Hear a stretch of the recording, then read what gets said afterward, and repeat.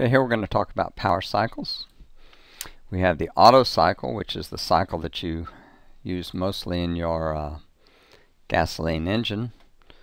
We have the Rankine cycle, which is the Rankine cycle would be the one used by most large steam, it's a steam cycle, large power plants, and the Brayton cycle, which would be used primarily for smaller power plants and for jet engines actually use this cycle, the Brayton cycle.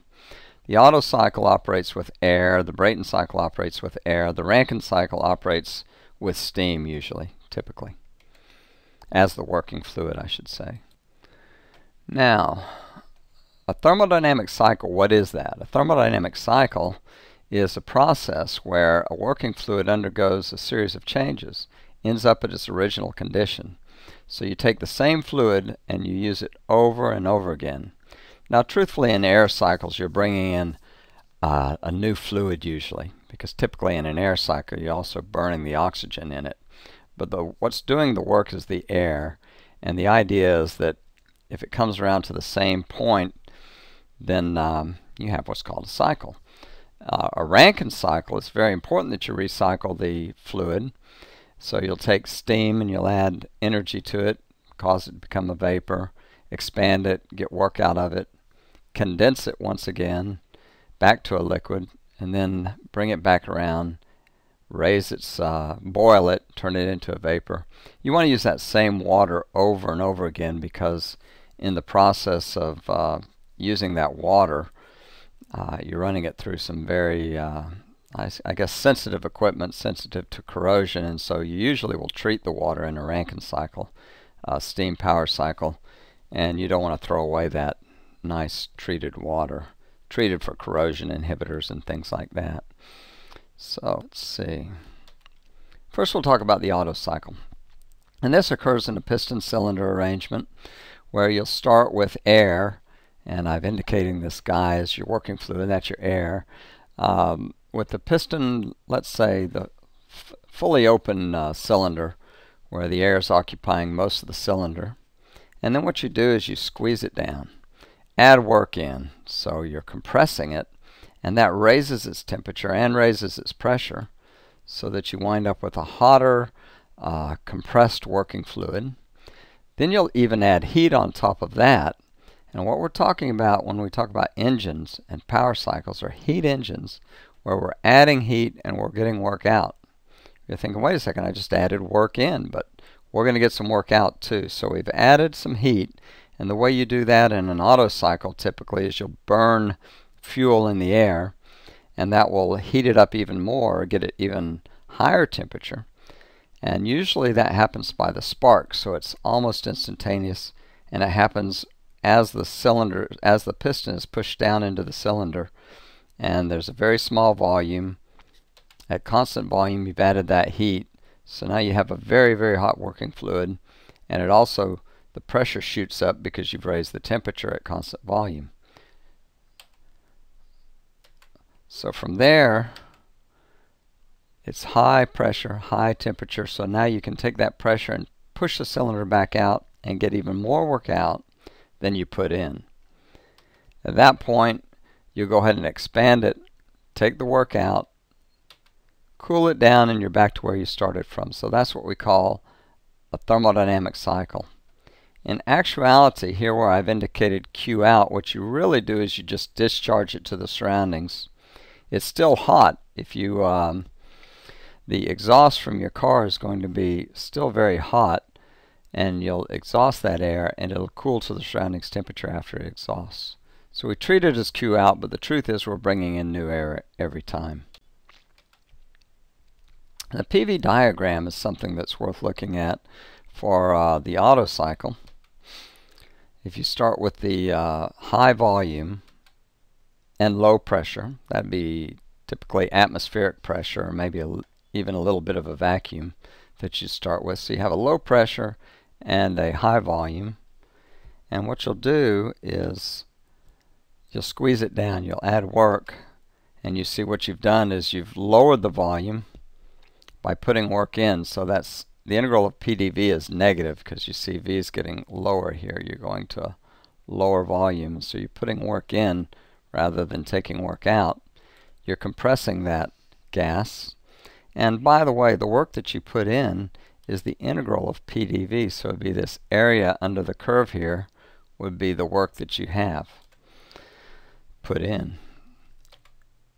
Next we go to state 3 where we've added heat. We've sparked it, burned the fuel, we've added heat and raised the pressure at constant volume. Now here we have no change in volume, so there's no work. The next thing you'll do is expand it. And here you're taking work out. This guy's pushing the cylinder up.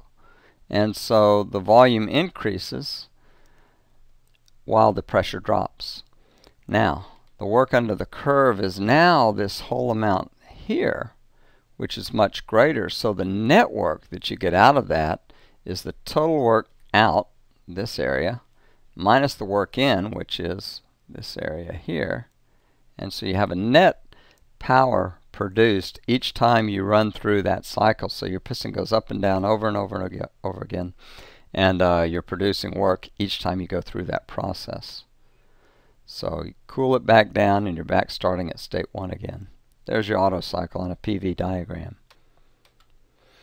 The Otto cycle is an unsteady state process. So this is it's occurring over and over again. And we're going to think of that as a closed system. So we're going to use, when we calculate the energy, or do our energy balances between those states, it's going to be CV delta T, or the integral of CV dt, or CV delta T, because we want du, or delta U, change in internal energy of that air as it goes through those processes over and over again. A steady state process, or we think of a continuous process, moves the working fluid from place to place. And so the working fluid is continuously flowing through the process. And instead of having one cylinder with the piston going up and down, you'll have several pieces of equipment that the fluid flows through. And I'll get to that next. So let's take a look at this is your Rankine cycle. And this would be a simple schematic of what goes on in a steam power plant. First of all, you'll take water, and let's start at state 1. You'll take water here at state 1, liquid water, and put it into a pump and raise its pressure. Raise it to a very high pressure, and then run it into a boiler where you're adding heat. So the heat could come from a flame or from a nuclear reaction, or usually a flame or nuclear reaction. And then you're adding heat in that boiler. Actually, you could do it with electricity, but then you'd be using power to produce power. We actually do that in the lab, but in an actual power plant where you're trying to produce work from heat, you'll add it from combustion of a fuel or from a nuclear fuel, let's say. Coming out of the boiler, you'll wind up with a very hot, high temperature vapor.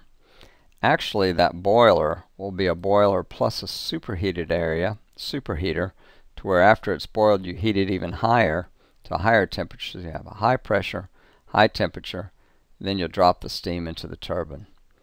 That high pressure, high temperature steam will expand through the turbine and produce work from the shaft of the turbine. Coming out of the turbine, you will have, I don't know, mostly vapor, maybe a tiny bit of liquid, and you'll come into the condenser from that point. Again, you want to reuse that water, so you'll condense it, and then after it's condensed, you will cycle it back around and start all over again. So there's your Rankine cycle.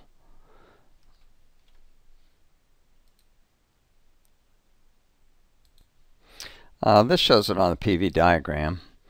What's happening here is there's very little change in volume as you go from state 1 to state 2. You're going through the pump and you're pumping a liquid. Very little change in volume to compress a liquid or to raise the pressure of a liquid. So there's really very little work in that pump. And don't get me wrong, it's a pretty big pump in a large power plant, but compared to the work you're getting out of the turbine, very little work involved there. You then boil it, which raises the volume, obviously, as you go from liquid to vapor. You expand it through the turbine from 3 to 4, slightly into the under the superheated region, slightly into the saturated region with a little bit of water in there. You don't want to have too much water, or liquid, I'm sorry, too much liquid water coming out of your turbine, because the liquid can damage the blades of the turbine. And then you'll condense it pretty much at constant pressure through your condenser heat exchanger until you have the low volume again, and you just start all over again. So here you have, let's draw it. This is Q in at this state. This is work out from 3 to 4. This is Q out from 4 to 1, and work in from 1 to 2. Your net work that you get out of this process is work out Rankine cycle. I put on some properties that you may have. Here's an example of a Rankine cycle. If we look, we have a low pressure of 0.3, a quality of 0 at state 1, where it's just been condensed. At state 3, I'll give you, say, going into your turbine, your temperature is 520. Of course, you're going to assume in a heat exchanger that state 1, the pressure at state 1 is approximately the same as the pressure at state 4. That's going through your heat exchanger. And your high pressure side, these pressures in your boiler will be approximately the same. Small pressure drops in heat exchangers, so we'll assume they're about the same. And let's make it part of the problem statement that you come out with a quality of 0.9 coming out of your turbine at state 4. So here are the calculations that you'd make. For a pump, you know that H2 is approximately equal to H1 plus delta PV. And if if V1 is approximately equal to V2, we assume it's incompressible, then this becomes V1 times delta P, be the work of a pump. And we'll talk about that later in the course. Again, for the heat exchangers, condenser and the boiler, we're going to assume approximately no pressure drop. Fill out the rest. This allows us to fill out our property table as follows. Again, I know the pressure here at state 1, so I'm assuming that's the same pressure at state 4. So I'll put a little X there to indicate, oh, if I know this one, I know this one. Over here, we use V delta P in the pump, so if I know the enthalpy at state 1, then I add V delta P to that, and I get the enthalpy at state 2. So I'll put a little check there and there. How do I know the enthalpy at state 1? Because I knew the pressure and I knew the quality. That allows me to calculate the enthalpy. At state 2, I know the pressure, and I'm going to assume that's the same pressure I have at state 3. So let's see, now I have two properties about each state, because now I have the pressure at 3 and the temperature at 3. I have the pressure at 4, the quality at 4, the pressure at 2, and the enthalpy at 2, pressure at 1, the quality at 1, which gave me that enthalpy. So conceptually, and this is what I want you to see, conceptually, once you get this filled out, it's just a matter of a little bit of labor, a little bit of work to go and find all the rest of those properties. In order to do the energy analysis on the cycle, I have to know all the H's, because that's going to give me the energy balances. I'll make certain assumptions that the main change in energy is due to a change in enthalpy. Fill out all those H's, and I'd suggest you go and do that and check those values, see that you can get those numbers. And from there we go to the energy balances. On the pump, in equals out, or work in plus m dot h1 equals m dot h2. And so go through and convince yourself those calculations are accurate. Be careful with your units. With the boiler, in equals out, the same thing. I'll get Q per mass, and I'm indicating that with a small q is equal to H3 minus H4. and come up with 3125 kilojoules per kilogram. Continue the energy balances on the turbine. Again, in equals out, and we'll get our work per mass. And when I'm doing a power cycle analysis, I often like to do everything on a mass-free basis. So I'll take everything per pound or per kilogram of steam. And finally, the energy balance on the condenser. These energy balances are very straightforward, so I'm going to let you go and do them. You can back up the tape, or stop the recording rather, and just make sure you can do these balances and kind of see what's going on. Once you do the energy balances on all the parts of the cycle, you can find out things like the thermal efficiency. What have we done? We've converted heat to work, partly, because you can only convert some of the heat to work. You can never convert heat completely into work. And that gets to the second law, which is where we're headed. We call this a heat engine. So if I draw this with QH coming in, I've converted some of that QH to work, and the rest of the QH I've discharged to the surroundings. Now that's the problem with every heat engine. Every time we try to produce power from heat, we're going to have some waste heat that goes to the surroundings, and a lot of people call that thermal pollution. So this is the Rankine cycle. It's a type of heat engine, and it produces work from heat. This heat engine has an efficiency, and remember we talked about this for the Otto cycle. For the Rankine cycle, it's the work out minus the work in. That's our net work that we got out of the process, divided by the heat we put in, and plugging in our numbers, you get a 33%. Now what's that mean? That means if I took 1 unit of heat, QH, I get 0.33 units of work. So what happened to the rest of it? Winds up here. In the environment, as heat, you wind up with, oh gosh, 67% of it going out as waste heat.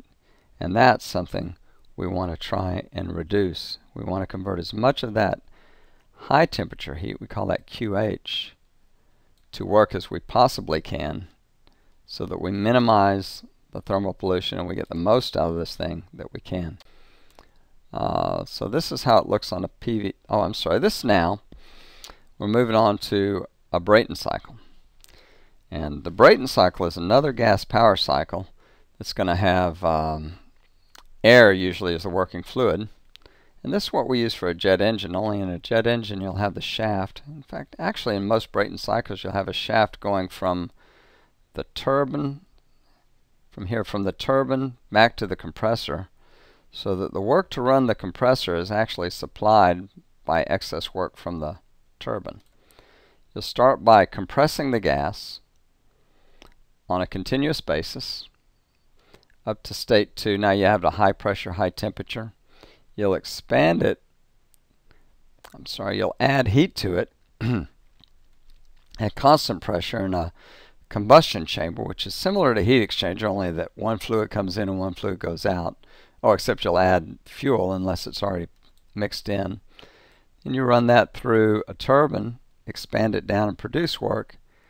And at state 4 you've got a hot, low pressure gas, and that'll be discharged to the atmosphere where it will cool down and then can be used again. Actually, in this process you can't use the same air again, because in a Brayton cycle, in the combustion chamber, you've burned up all the oxygen. In terms of the thermal properties of the fluid, it might still have all those ability to store energy by being heated, but has no oxygen left, so you can't add fuel to it and burn it again. So you bring in fresh air usually with an air cycle or a Brayton cycle. Let's take an example, and suppose I have these 4 temperatures as part of my cycle.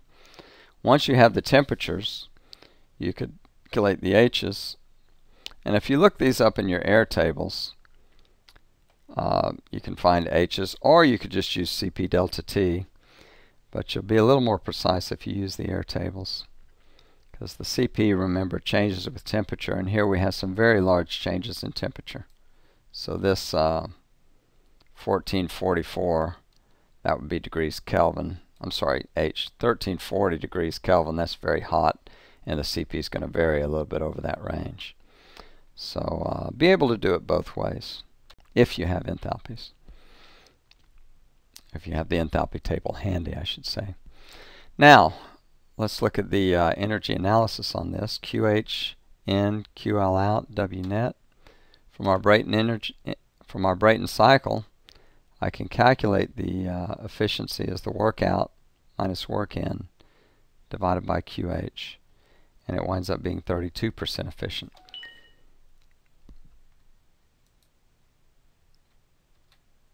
So we've looked at power cycles, looked at the Otto cycle, looked at the Rankine cycle, looked at the Brayton cycle, and I've defined for you what a heat engine is. It takes heat from a high temperature, produces work, but necessarily it must discharge some heat to the surroundings. And the thermal efficiency then is the net work that we obtained divided by the heat that we put in. And we like that to be as high as possible. Can never be 100% though. So for homework, I want to work through all the examples in this module. Just go back, follow all those calculations, and that should help you understand it. Secondly, for the Brayton cycle described above, what steam, oh that's an error there, scratch that. What air flow rate is required to produce a net power of 75 megawatts. So do those calculations.